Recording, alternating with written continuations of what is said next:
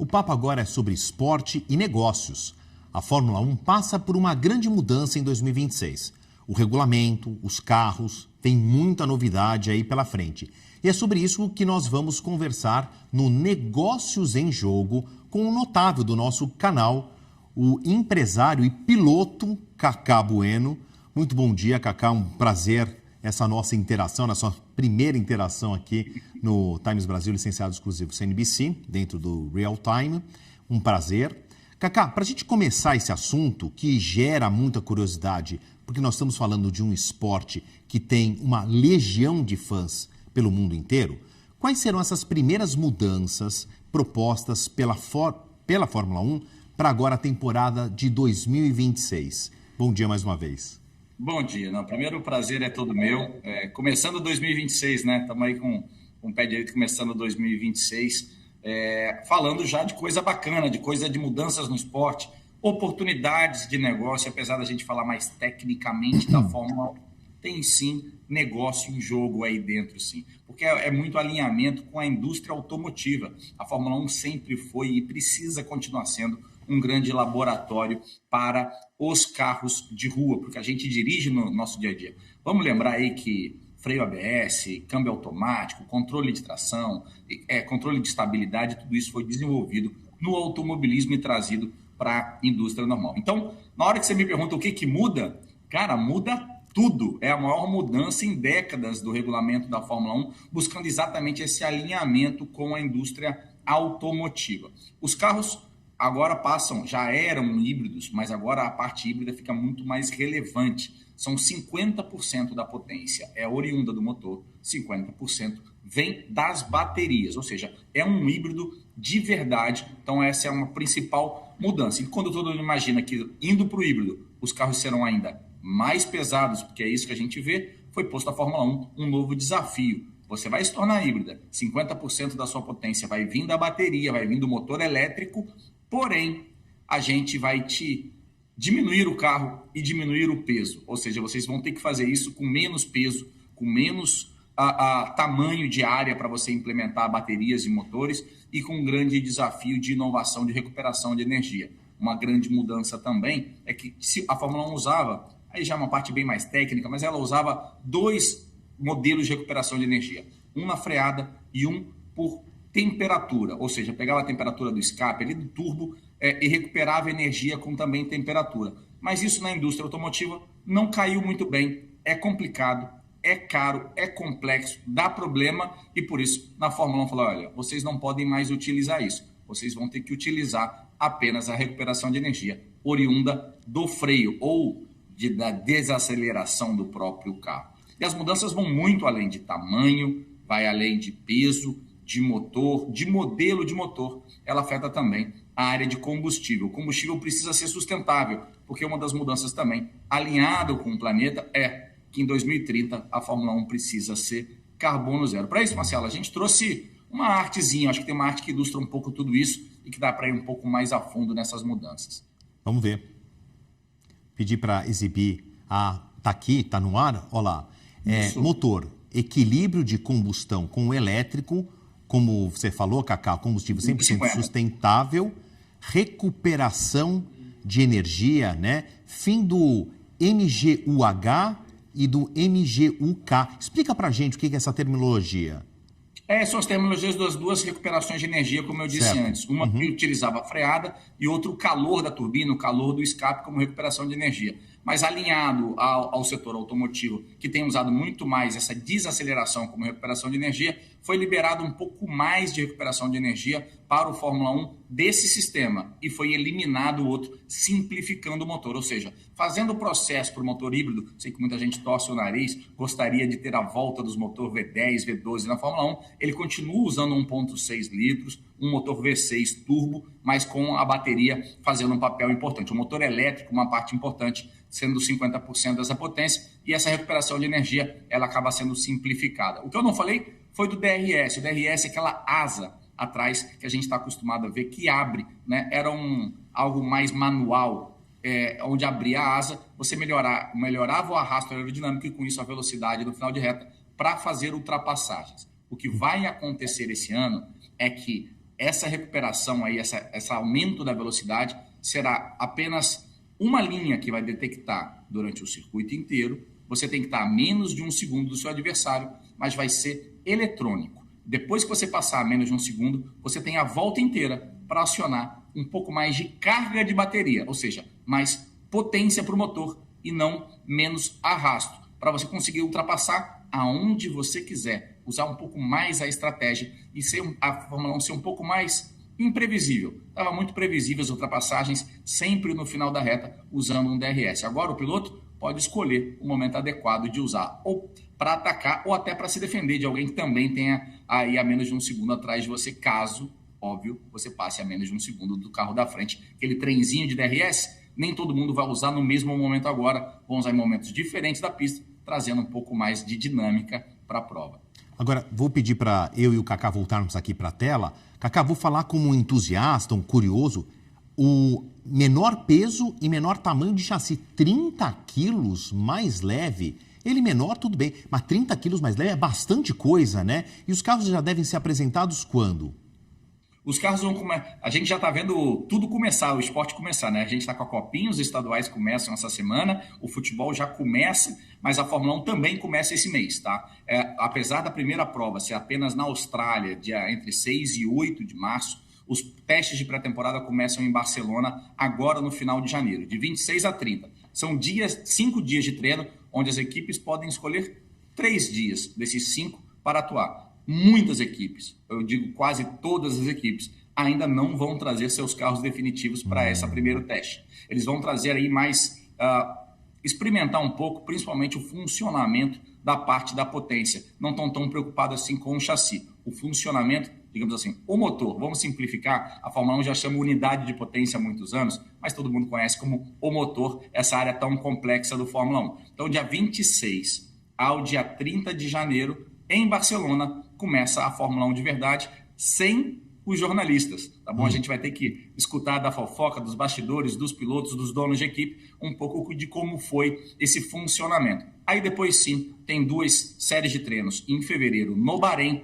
aí já liberado com os jornalistas e provavelmente já com os carros completos. Aproveitando até que passou rapidinho uma Ferrari aí, a Ferrari é uma que inovou nesse sentido. Apesar dela ter trabalhado muito forte para a temporada de 2026, ela meio que abandonou ali no meio de 25 o desenvolvimento, abandonou o campeonato e teve uma queda de rendimento por causa disso. Ela já comunicou que provavelmente vai vir com 2 carros diferentes na pré-temporada para analisar bem qual é a linha inicial de trabalho. Vamos lembrar que a Fórmula 1 não costuma mudar tanto o regulamento assim. Ela muda de períodos longos a períodos longos. E que esse pontapé inicial de qual é a teoria que você vai desenvolver, porque todo mundo ainda está no começo de um trabalho, ela é fundamental para você ter um sucesso aí num domínio, que é o que a gente realmente vê na Fórmula 1, né? A gente teve ali um domínio de Williams, depois um domínio de Ferrari, um domínio de McLaren, volta a ter um domínio de Red Bull e um domínio de Mercedes depois, né? Mercedes, Red Bull e agora voltando com McLaren.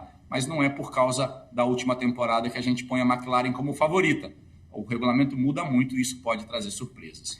Kaká, deixa eu falar da parte plástica para levarmos a nossa conversa para uma futurologia aqui do negócio. O que eu quero dizer? Claro que a gente está falando de motor, tecnologia, mas que fica aqui no imaginário de nós, telespectadores, as cores e as marcas que estampam os carros, que dão o ícone, que dão a identidade dos veículos, né? E, historicamente, a gente tem grandes petrolíferas como as patrocinadoras, as marcas que nós, consumidores final, vemos nos postos de gasolina, com você trazendo para a gente essa notícia que vai ter que 50% o combustível fóssil e 50% aí um combustível renovável, uma bateria, já dá para entender que novas marcas vão começar a aparecer nos carros, ali estampando os circuitos também?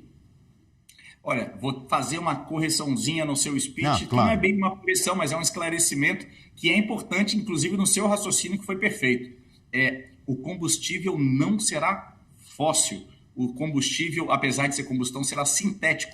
E essa é uma das pegadas que a Fórmula 1 leva na mudança do regulamento para 2026, para o que a gente pensa aí do carbono zero até 2030. As petroleiras, digamos assim, elas não vão ser mais petroleiras, elas precisam desenvolver um combustível e muito delas já estão migrando um pouco para isso, olhando mais como uma empresa de energia, muito mais do que uma empresa apenas de um combustível fóssil. Elas precisam desenvolver um combustível sintético que seja realmente sustentável. A sustentabilidade é palavra-chave nesse novo regulamento da Fórmula 1. E é tão importante essa parte de layout, de nomes, de patrocinadores que tem falado, que como os carros não estão prontos ainda, já que foi aí uma mudança tão grande na Fórmula 1, as equipes mudaram a maneira de apresentar o seu carro para a temporada 26. Geralmente é aquela festa onde os pilotos tiram a capa e mostram o carro. Dessa vez, eles vão divulgar pela internet as pinturas, somente as pinturas, ainda com layout talvez do carro ali, diferente do que a gente vai ver na Austrália, né, na parte aerodinâmica. Então, agora em janeiro, as equipes começam a divulgar suas pinturas, depois no final de janeiro eles põem o carro a teste, e já em fevereiro é que a gente vai ver aí o carro final, que traz uma mudança aerodinâmica também, ele não fica só menor, tá?